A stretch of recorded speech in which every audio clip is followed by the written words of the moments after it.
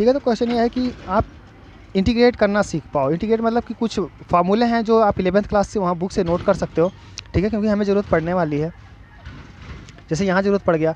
और सी नाट, अगर मान लो जैसे सी नाट की मैं डिस्कस कर रहा था, मान लो कि ये कर्व यहाँ से ना छोड़, मुझे क्या बताया गया, यहाँ से लेके यहाँ तक डिफाइन कर दिया गया कर्व, और ये पीछे की जो वैल्यू थी ये नहीं डिफाइन किया गया, ठीक है, यहाँ पे ये थोड़ी सी वैल्यू नहीं डिफाइन किया गया। इस कर्व को हमें लिमिट यहाँ से दे दिया और बोला यहाँ तक, हमसे क्या पूछ लिया, हमसे पूछ लिया कि आप यहाँ से लेके यहाँ तक का बताओ, ठीक है। तो वो हमें एक कांस्टेंट ऐड करना पड़ता, वो कांस्टेंट यही वाला है जो यहाँ से लेके यहाँ तक की वैल्यू थी, नहीं वो वही कांस्टेंट है। अगर इसकी वैल्यू 0 हो गई, इसका मतलब कर्व यहीं से शुरू था हमारा, ठीक है। अगर इसकी कोई फाइनाइट वैल्यू आ गई तो हम कहेंगे कि ये यहाँ से था, या इतनी वैल्यू और थी इसमें जो ऐड अप हुई और इस पूरे को आ गया। बात समझ में आया? तो इसी को हम लोग क्या बोलते हैं, integration constant. This one is called integration constant. तो हर जगह आप लगाते हो जहाँ भी लिमिट दिया, अगर लिमिट दिया है तब तो बात खत्म हो गई। अगर लिमिट नहीं दिया तो हम लोग ये कांस्टेंट लगाते ही है। अगर लिमिट दे दिया, बोला कि आप यहाँ 10 से लेके 50 तक कर लो इंटीग्रेट, तब तो फिर हमें यहीं से यहाँ तक ही करना होगा। लेकिन अगर जनरल अप्रोच रख रहा है इसका कि वो लिमिट नहीं दिया है बल्कि कंप्लीट डेरिवेट करके फंक्शन निकालना चाह रहा है, तो आप क्या करोगे, सी नॉट ऐड करोगे, कंपलसरी है। तो ठीक है, यहाँ से इंटीग्रेट करने के बाद ये 80 आ गया, is equal to K T and plus C naught integration constant हर जगह लगाओगे, where C naught is the integration constant. और इसकी वैल्यू हम कैलकुलेट करेंगे। कैसे कैलकुलेट करेंगे, शुरू में वैल्यू पुट करके, शुरू की गिवन वैल्यू पुट करके हम क्या करेंगे, सी नॉट की वैल्यू कैलकुलेट कर लेंगे। देखो कैसे, at time T is equal to 0 पे हमें पता है, at time T is equal to 0 पे जो ए टी था वो कितना है, सिर्फ ए नॉट है। कितना है वो, ए नॉट है। कब, जब t इज इक्वल टू 0 है। तो अगर हम चाहें तो इसमें t इक्वल टू 0 पुट कर दें। एट t इक्वल टू 0 जो ए टी है वो किसके बराबर हो गया है, ए नॉट के। तो अगर ये दो वैल्यू मैं इसमें पुट कर देता हूँ तो सी नॉट अपने आप आ जाएगा, putting this value in the above equation. तो ए टी की जगह पर ए नॉट कर दिया गया, माइनस के, और टी की जगह पे 0 प्लस सी नॉट। यहाँ से देखो सी नॉट की वैल्यू कितनी आ गई, ए नॉट, यानी कि वो कांस्टेंट क्या आया आपका इंटीग्रेशन कांस्टेंट, वो आ गया ए नॉट, ठीक है। तो अब ए नॉट को हम क्या करेंगे, फिर से इस सी नॉट की वैल्यू को पुट कर देते हैं इसमें ले जाके। ये तो क्योंकि कांस्टेंट हमने माना था ना, अब तो हमने ये initial value, given initial value से हम इस कांस्टेंट की वैल्यू कैलकुलेट कर लेते हैं। हमेशा यही होता है कि इनिशियल कुछ वैल्यू गिवन है, उसी से हम लोग कांस्टेंट की वैल्यू कैलकुलेट कर लेते हैं। अब इस वैल्यू को पुट कर दो आप वापस इस सी नॉट को ए नॉट यहाँ पे, तो दो क्या बनेगा, A T is equal to बन जाएगा minus K T and plus A nought, ठीक है। तो A T equal to minus K T plus A nought. यहाँ से हम लोग क्या करते हैं, के टी को इस तरफ भेज दो, ए टी को इस तरफ। तो आप देखो यहाँ पे एक के आ गया, के की वैल्यू जो हमारा क्या था, रेट कांस्टेंट जो था हमारा, ये रेट कांस्टेंट वो हमें मिल गया यहाँ से। समझ में आई बात?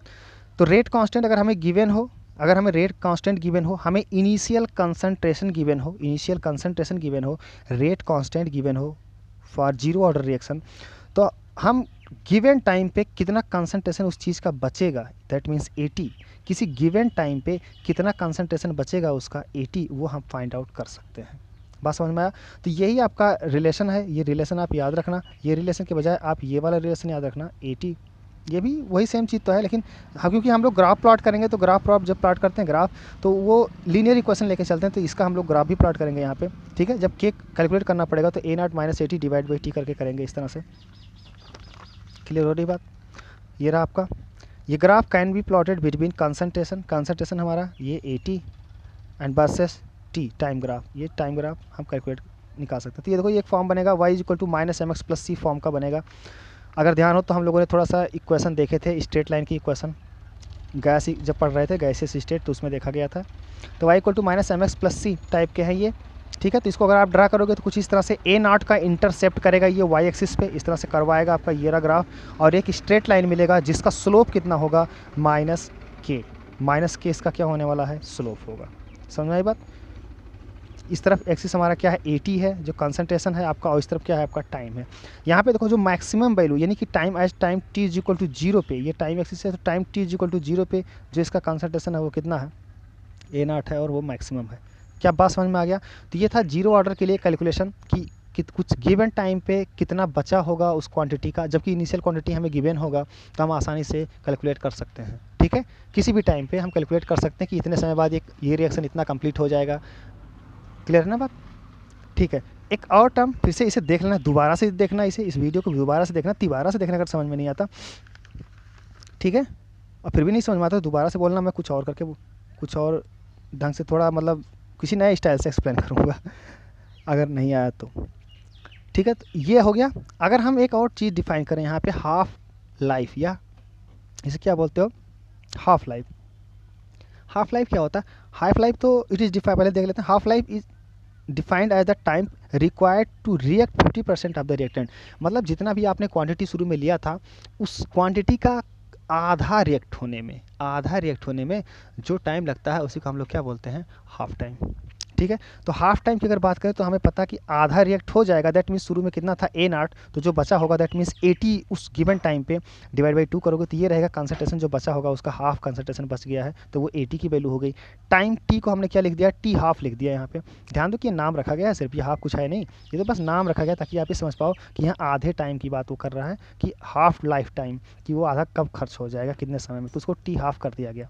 अब ये दोनों ही वैल्यू अगर हम इसमें पुट करें ऊपर वाले इक्वेशन में, तो देखो क्या आएगा, ए नॉट डिवाइड बाई 2, ये हो गया 80 इज इक्वल टू माइनस के, और ये क्या आपका टी हाफ, ठीक है, प्लस ए नॉट। यहाँ से आप आसानी से टी हाफ कैलकुलेट कर सकते हो, टी हाफ, और टी हाफ क्या आएगा, ए नॉट डिवाइड बाई 2 के। अगर हमें के गिवन हो, किसी भी जीरो ऑर्डर रिएक्शन का के गिवन हो, इनिशियल कंसंट्रेशन गिवन हो, तो वो रिएक्टेंट जो भी गिवन था उसका आधा पार्ट जो है रिएक्ट कर जाएगा, कितना समय लगेगा ये हम आसानी से कैलकुलेट कर सकते हैं by these two information, A not and के। क्लियर हो गई बात।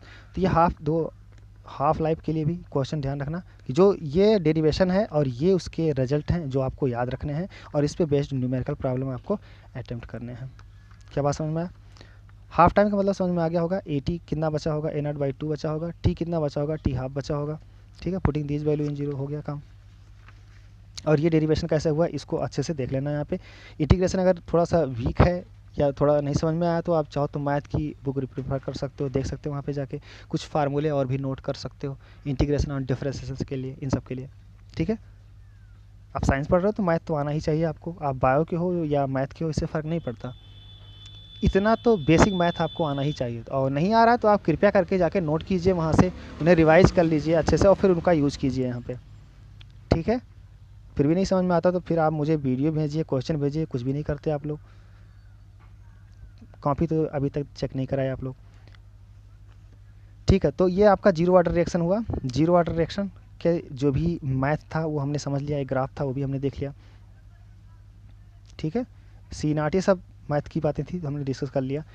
अब इस तरह के अगर क्वेश्चन के मतलब इस तरह के एग्जाम्पल अगर देखे जाएँ कि जीरो ऑर्डर रिएक्शन कौन कौन से होते हैं या जनरली जो हम लोग देख पाते हैं, तो पहला क्या है आपका, फोटोकेमिकल रिएक्शन जितने भी होते हैं, फोटोकेमिकल रिएक्शन वो कैसे होते हैं, जीरो ऑर्डर रिएक्शन होते हैं। जीरो ऑर्डर रिएक्शन क्या मतलब है, जीरो ऑर्डर रिएक्शन का क्या मतलब है कि देखो कि अगर कोई रिएक्टेंट है, आपका रिएक्टेंट है और ये कुछ प्रोडक्ट में कन्वर्ट हो रहा है, प्रोडक्ट में आप कितना भी इसे घटा बढ़ा लो, इस बात से ये कितना बनेगा बिल्कुल भी डिटरमाइन नहीं किया जा सकता। यहाँ पे जितने फ़ोटो वाले होते हैं वो डिपेंड करता है सनलाइट पे। सनलाइट अगर थोड़ा है तो कम रिएक्ट करेगा, सनलाइट ज़्यादा है तो क्या होगा, रिएक्ट बहुत ज़्यादा करेगा। यानी कि ये जो भी रेट ऑफ रिएक्शन है ये इस सनलाइट पे डिपेंड कर रहा है, फोटॉन पे डिपेंड कर रहा है, जो भी आप ऊपर से यहाँ नीचे डाल रहे हो इस पर। ठीक है, ये इस बात पे डिपेंड नहीं करता कि आपने इसे कितना ले रखा है, इस बात पे बिल्कुल भी डिपेंड नहीं करेगा। आप इसे ढेर सारा ले लो, लाइट ही ना रहे तो क्या प्रोडक्ट बन पाएगा, बिल्कुल भी नहीं बनेगा। ठीक है, तो वो डिपेंड किस पे कर रहा है, सिर्फ और सिर्फ इस लाइट पे डिपेंड कर रहा है। तो ऐसे रिएक्शन को हम लोग क्या बोलते हैं, जीरो ऑर्डर रिएक्शन, क्योंकि इसमें कंसंट्रेशन पे आपका रेट ऑफ रिएक्शन डिपेंड नहीं कर रहा। ठीक है, तो ये रहा example, H2 gas plus Cl2 gas, H new क्या दे रहा है, 2HCl गैस। अब चाहे Cl2 बढ़ा दो, चाहे H2 बढ़ा दो, चाहे दोनों ही बढ़ा दो, लाइट ना रहे तो कोई फ़ायदा नहीं है। ठीक है, क्लियर हो रही बात। ये रिएक्शन इस पे डिपेंड नहीं कर रहा, डिपेंड किस पे कर रहा है, सिर्फ इस पे डिपेंड कर रहा है।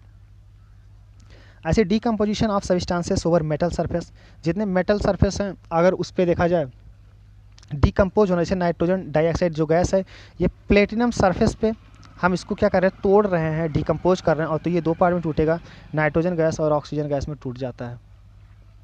ठीक है, अब इसमें देखो ये कितना भी क्वांटिटी में आप ले लो, इस बात से बिल्कुल भी फ़र्क नहीं पड़ेगा कि आपने कितना ले रखा है। डिपेंड इस बात से करेगा कि प्लेटिनम का एरिया कितना है, या उस पर कितने आपके मॉलिक्यूल जो है वो जाके चिपक रहे हैं, उस पर क्या कर रहे हैं, एक्यूमुलेट हो रहे हैं। ठीक है, तो वो एरिया पे डिपेंड करेगा। ज़्यादा एरिया पे अगर ट्रैपिंग हो गई है इन सब की, हम लोग देखे थे ना हाइड्रोजनेशन में, वो H2 और निकिल, प्लेटिनम, पैलेडियम याद हो तो, ठीक है। तो वही सेम चीज़ यहाँ पे प्लेटिनम जो है मेटल सरफेस है, वो अपना सरफेस प्रोवाइड करता है इस गैस को ट्रैपिंग के लिए। तो अगर सरफेस बहुत छोटा है तो बहुत थोड़ा सा ट्रैप हो पाएगा और प्रोडक्ट क्या होगा, नहीं बनेगा। आप ढेर सारा गैस क्यों ना ले लो, जब सरफेस ही छोटा है तो ट्रैपिंग ही नहीं हो पाएगी। तो ये जो रेट ऑफ रिएक्शन है वो किस पे डिपेंड करने वाला है, इस प्लेटिनम के सरफेस एरिया पे डिपेंड करने वाला है। और इसीलिए इसे हम क्या बोलते हैं, जीरो ऑर्डर रिएक्शन, बिकॉज ये इसके कंसंट्रेशन पे डिपेंड नहीं कर रहा। समझ पाए ना बात को। ऐसे आप NH3 का एग्जांपल ले सकते हो, हॉट मॉलिब्डेनम ये आपका मेटल है, इस पर डिपेंड करता है, ठीक है। जितने एंजाइम कैटलाइज्ड रिएक्शन होते हैं, जो मेटाबॉलिक जितने भी होते हैं रिएक्शन, वो सारे रिएक्शन जो एंजाइम से होते हैं, अब वो भी रिएक्टेंट पे डिपेंड नहीं करते, क्योंकि मान लेते हैं यही, चलो यहाँ पे रिएक्टेंट है, यहाँ पे एंजाइम है आपका। अब एंजाइम ही नहीं है तो कोई भी रिएक्टेंट हो, कितना भी क्यों ना हो, वो प्रोडक्ट में कन्वर्ट नहीं होगा। वो तभी होगा जब एंजाइम होगा, एंजाइम जो है उसे इनिशिएट कराएगा रिएक्शन को करने के लिए। क्लियर हो रही बात। तो ये आपके एग्जांपल याद रखना, ये सब एग्जांपल आपके हैं, ये सब के सब किसके एग्जांपल हैं, जीरो ऑर्डर रिएक्शन के एग्जांपल हैं, ठीक है। जीरो ऑर्डर रिएक्शन के लिए जो कैलकुलेशन हमारा आया था, एक तो हमें ये इक्वेशन याद रखना है जीरो ऑर्डर के लिए, ठीक है, कि AT इक्वल टू क्या होता है माइनस KT। के क्या है आपका, के है rate constant, T is time, inert initial concentration, इसे याद रखोगे आप। और साथ में हाफ लाइफ के लिए जो डेरिवेशन आता है, आप चाहो तो भूल जाओ इसको, तो यहाँ पे पुट कर दो डायरेक्ट वैल्यू, ठीक है, वैल्यू पुट कर दो कि AT जो होगा वो A0/2 हो जाएगा, और T को क्या लिख दोगे, T हाफ, बस हो गया। तो आप आसानी से कर सकते हो इसे। क्लियर हो गई बात। तो एक और ऐसे ही हम क्या करेंगे, फर्स्ट ऑर्डर रिएक्शन देखते हैं, या उसके पहले एक एग्जांपल, उसके पहले देखो एक एग्जांपल है, certain substances A mixed with equimolar quantity of B at the end of an hour 75% of A is reacted at what time A will be 10% unreacted. कोई A प्लस B था, equimolar, दोनों आपस में mix कर दिए गए थे, और ये क्या हुआ, एक प्रोडक्ट बना रहा है, ठीक है। का ये रहा है कि 1 घंटे के बाद, देखो पूरी कहानी देखो, ये 1 घंटे के बाद is mixed with equimolar quantity of B at end of 1 hour. ओ यानी कर लो इसे 1 आवर, 1 घंटे बाद कितना, 75% of A is reacted, react कर गया 75%, तो बचेगा कितना, 25% बचा होगा। तो at time T is equal to 1 hour, देखो वही सेम इक्वेशन हमने अप्लाई किया, एट T is equal to 1 hour AT की वैल्यू कितनी होगी, 25%, जो बचा हुआ होगा क्वांटिटी वही तो है, तो AT है वो आपका, और A0 कितना, A0/4, तो इसी को 25% को हम क्या बोल दिए, AT इज इक्वल टू क्या हो जाएगा, A0/4। अब ये वैल्यू अगर हम इसमें पुट कर दें, AT की जगह पे A0/4, ये जो बचा हुआ है divide equal to AT minus K into 1 hour, time किस में है, आर में। तो यहाँ से आप देखो तो K की वैल्यू आ जाएगी आपकी, और K की वैल्यू कितनी आ गई, 3A0/4। क्लियर होगी बात। यहाँ से K की वैल्यू आ गई। अब दूसरा, ये पहला स्टेटमेंट था पहले के अकॉर्डिंग कि 75%। अब हमसे वो क्वेश्चन क्या पूछा है कि टाइम बताओ जब वो 10% बचा होगा अनरिएक्टेड, यानी कि 10% सिर्फ बचा होगा और बाकी सब 90% खर्च हो गया होगा, और हमसे क्या पूछा है, टाइम। तो हमें AT इक्वल टू कितना हुआ आपकी बार, कितना बचा, 10%, मतलब A/10 बच गया है। K की वैल्यू हमें पहले से निकाल लिया है, 3A0/4 है। अब फिर से ये वैल्यू पुट कर दो इसमें, तो A0/10 A0T, और यहाँ से आपको आसानी से T की वैल्यू आ जाएगी। T की वैल्यू एग्जैक्ट है क्योंकि A0 कट जाएगा दोनों तरफ से, और T की वैल्यू कितनी आ गई हो, 6/5 आवर, यानी कि 6/5 घंटे के बाद वही जो आपने ले रखा है वो कितना बचेगा, 10% बचेगा, और 90% क्या होगा, रिएक्ट कर चुका होगा। क्लियर हो रही बात। नोट, यूनिट ऑफ के से, अच्छा कभी कभी ऐसा होता है K की यूनिट जो है हमें ये नहीं बताता कि ये जीरो ऑर्डर रिएक्शन या फर्स्ट ऑर्डर रिएक्शन है। हम क्या करते हैं कि K के यूनिट से वो सारी चीज़ें मतलब कैलकुलेट कर लेते हैं कि ये है क्या। जैसे यहाँ पे अगर हम K की यूनिट निकालें तो ये रहा K इक्वल टू 80 माइनस, तो ऊपर कंसंट्रेशन है तो ऊपर आ जाएगा मोल पर लीटर, और नीचे टाइम है तो क्या आ जाएगा, सेकंड। तो अगर हम देखें तो मोल पर लीटर पर सेकंड आएगा। तो अगर कभी भी ये यूनिट दे रखी है K की मोल पर लीटर पर सेकंड, और हमसे ये नहीं बोला है कि ये जीरो ऑर्डर रिएक्शन है, तो भी हम क्या मानेंगे कि ये जीरो ऑर्डर रिएक्शन है। और इसलिए यूनिट बहुत ही इंपॉर्टेंट है, इसका ध्यान रखना। कभी कभी नहीं बताता हमें कि ये जीरो ऑर्डर रिएक्शन है, लेकिन K की वैल्यू जो गिवन होता है उसको देख के समझ में आता है कि ये जीरो ऑर्डर रिएक्शन है। क्या बात क्लियर हुई यहाँ तक। अब हम लोग देखने वाले हैं फर्स्ट ऑर्डर रिएक्शन। इस रिएक्शन आप क्वेश्चन करोगे दोबारा से, ठीक है, और इस जो भी फार्मूले डेराइव्ड हुए हैं यहाँ से, उसे आप आसानी से एक बार फिर से याद कर लोगे। ये 2 फार्मूले जरूर याद रखोगे। और डेरिवेशन में फिर से मैं बोला, इंटीग्रेशन, ये सारी चीज़ें आप देख लोगे एक बार, ठीक है। खासकर बायो के स्टूडेंट आप ज़रूर देख लो एक बार, इसे नोट कर लो कहीं, क्योंकि बहुत ही काम की चीज़ें हैं। आगे हम लोग चल नहीं पाएंगे बिना इन सारी चीज़ों के। क्लियर हो रही बात, ठीक है। तो फर्स्ट ऑर्डर रिएक्शन भी देख लेते हैं। अगर फर्स्ट ऑर्डर रिएक्शन की बात करें तो रिएक्टेंट प्रोडक्ट में कन्वर्ट हुआ, कोई भी रिएक्टेंट था आर वो पी में कन्वर्ट हुआ। रेट क्या ऐसे डिफाइन करोगे, रिएक्टेंट साइड के minus D R by D T, ये तो समझ में आ गया वहाँ पहले से ही। Change in concentration of R divide by time, ये रहा रेट इसका। और इसको अगर हम ऐसे लिखें लॉ ऑफ मास एक्शन, तो क्या लिख सकते हैं, के इंटू कंसंट्रेशन ऑफ आर की पावर 1। क्यों, क्योंकि ये 1 ऑर्डर का है, ठीक है, फर्स्ट ऑर्डर का है, तो हो जाएगा आसानी से। फिर से इसे हम थोड़ा आगे करें तो minus D R divide by D T is equal to K R, 1 है तो सिर्फ के आर कर दिया। देखो कंसंट्रेशन ये ब्रैकेट छोड़ दिया, क्योंकि मैं इसे डील कर रहा हूँ मैथमेटिकली, इसे डील कर रहा हूँ ना, ये तो डिजिट होगा, कोई वैल्यू होगा, तो इसे आर रख दिया गया, कोई दिक्कत नहीं। यहाँ से देखो D R divide by R, इस आर को मैं नीचे भेज दिया तो हो गया D R divide by R, इस माइनस को मैं इस तरफ भेज दिया और टी डेल टी को भेज दिया, तो ये हो जाएगा माइनस के डी टी। मिसप्रिंट है, देख लेना आप लोग भी कर लेना, ये गलती जो भी है सुधार लेना इसे।